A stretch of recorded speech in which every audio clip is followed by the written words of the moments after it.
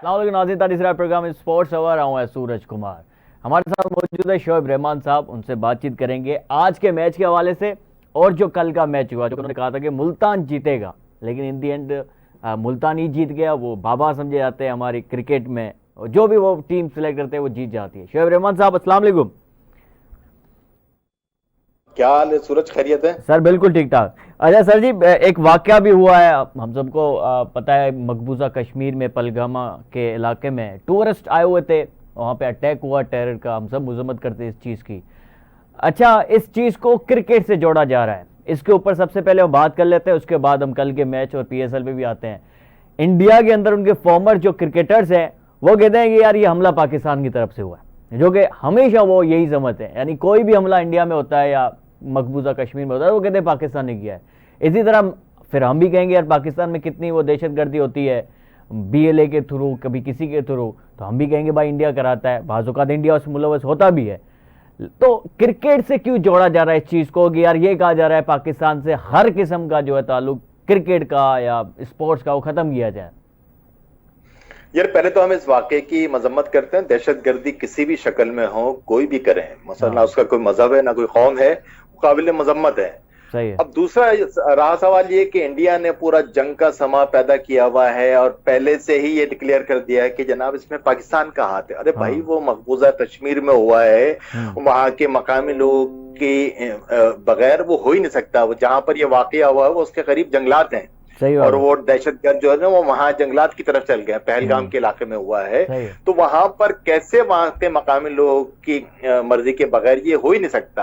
अब उसकी तहकीक तो करो। मकसद हम जिस तरह भी तुमने बात की कि पाकिस्तान में अगर कोई दहशतगर्द कार्रवाई होती है तो फिर हम भी उसी पर डालते रहे और इंडिया उस पर डालते रहे, और जो काम ये कर रहा है उसका जड़ों तक कोई पहुंचे ना। और उसका क्रिकेट से क्या ताल्लुक? मकसद इंडियन क्रिकेटर ने बरमला कहना शुरू कर दिया कि जनाब इंडिया से क्रिकेट के रवाबित खत्म कर दिए जाएं। अरे यार खत्म कर दो भैया, मगर इसका कोई हल तो नहीं है ना। दहशतगर्दी खत्म करना हल है, क्रिकेट क्या आप रवाबित खत्म कर दोगे तो क्या दहशतगर्दी खत्म हो जाएगी? वही सर, बिल्कुल ठीक है। अच्छा शोएब भाई, अब ये भी कहा जा रहा है कि यार आगे चूंकि वर्ल्ड कप है वुमेन्स का, आपको पता है वो इंडिया में, पाकिस्तान की टीम वैसे ही हाइब्रिड मॉडल के तहत खेलेगा ये टूर्नामेंट। लेकिन अगर इंडिया पाकिस्तान का कोई मैच होता है तो इंडिया में इस वक्त बातें चल रही है कि यार पाकिस्तान के साथ कोई मैच नहीं खेलना, चाहे वो ये वाला वर्ल्ड कप हो या 2026 का हो या 2025 में जो एशिया कप हो।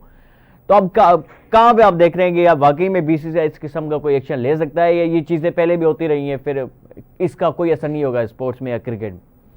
मेरा ख्याल है कि होना तो नहीं चाहिए। इससे पहले भी मैचेस हुए हैं कि इंडिया ने कभी उस पर वॉकओवर दिया नहीं।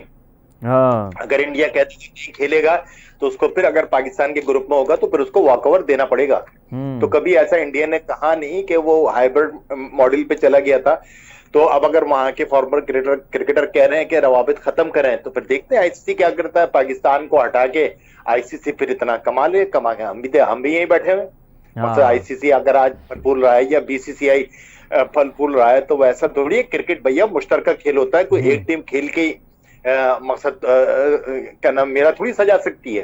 उसके लिए तमाम टीमों की जरूरत होती है। तो ये शोएब भाई, यहाँ पे एक ब्रेक का कहा जा रहा है, एक छोटा सा ब्रेक ले लेते हैं, कमर्शियल ब्रेक है, उसके फौरन बाद वापस आते नाज़रीन। नेटो ब्रेक बढ़ना ब्रेक का वापस आ जाए।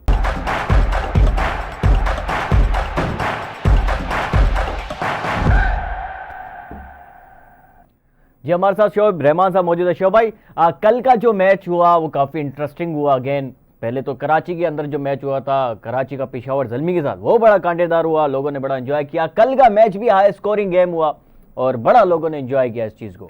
कैसे देख रहे हैं कल वाले में, जो आपने कहा था कि यार मुल्तान जीत सकता है? यहाँ देखो वो बड़ा अच्छा मैच हुआ, मुल्तान को जीतना था। मुल्तान अगर चला सके मेरे प्रोड्यूसर साहब जी। हाँ, तो वो 3 मैचेस हार चुकी थी और मुल्तान को टूर्नामेंट में रहने के लिए मैच जीतना था।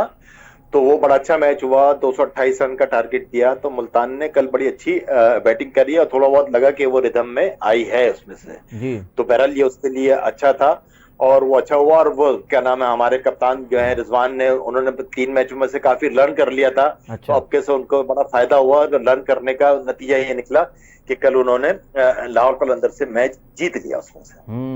मतलब कि कल अच्छा मैच हुआ वैसे, काफी ये हुआ कि यार। अच्छा शोभा, एक चीज मैंने नोट की कि यार मुल्तान के अंदर कभी भी इस तरीके का क्राउड नहीं होता था, हमेशा फुल हाउस होता था। कल तो 50 से 60% सिर्फ क्राउड था। आप समझते हैं कि इसकी यार सबसे बड़ी वजह पाकिस्तान टीम की परफॉर्मेंस है, जो कि कराची में भी क्राउड नहीं आया इतना, मुल्तान में भी नहीं आया। चलो कराची में तो पिछले साल भी नहीं आया था, मुल्तान में फर्स्ट टाइम मैंने देखा है अपनी, मुझे नहीं याद पड़ता कि मुल्तान कभी कोई हाफ हाउस हुआ हो, फुल हाउस होता था मुझे। यार ये जो तुमने बात की ना, ये बड़ा अहम तुमने नुक्ता उठाया है कि देखो इससे पहले हमेशा जब भी पीएसएल हुआ है ना, जब शुरू हुआ था तो उस वक्त हमारे पास रजाक भी थे, शायद वो क्या नाम है, वो आफरीदी भी थे, और वो दूसरे प्लेयर थे, शुएब मलिक थे, मिसबाह उल हक थे। तो ये सब बड़े नाम थे, इनको लोग देखने के लिए ग्राउंड में आया करते थे। सही है। अब हमारे जो इलीट जिनको हम बोलते हैं, एक तो हमें हैरत होती है कि यार अब हमारे पास प्रीमियम फास्ट बॉलर जो है ना, अपना शहनशाह आफरीदी रह गए हैं, तो अब एक और उनकी परफॉर्मेंस भी नहीं है, मतलब हमारे किसी भी सुपरस्टार की इतनी परफॉर्मेंस नहीं है। ये बिल्कुल फैक्ट है कि लोग जो है ना अपने सुपरस्टार को देखना चाहते हैं, पसंद करते हैं ग्राउंड में आके, मगर अब उनकी इतनी हाइप है नहीं। तो उसकी वजह यह है कि लोग की ग्राउंड में एकदम दिलचस्पी इसी वजह से है कि वो परफॉर्म नहीं कर पा रहे आपके सुपरस्टार जो है, और उसका मुजाहरा कल आपने देख लिया। अब हम आगे रिजवान है, तो रिजवान की अपनी परफॉर्मेंस पे सवालिया निशान उठा हुआ है,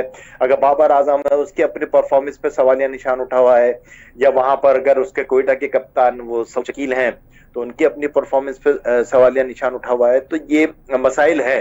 फिर कराची किंग के कप्तान वार्नर हैं, वो मुझे बरन समझ में नहीं आता। तो ये एक मामला तो है कि हमारे सुपरस्टार की परफॉर्मेंस नहीं है, जिसकी वजह से क्राउड अभी तक तो नजर नहीं आ रहा इतना। चले शोभ भाई, बहुत शुक्रिया, आपने अपना कीमती वक्त निकाला प्रोग्राम स्पोर्ट्स ओवर के लिए। प्रोग्राम नाज़रीन खत्म होते हैं, सुबह ताज़ा मुलाकात है, ख्याल रखना, अल्लाह हाफिज़।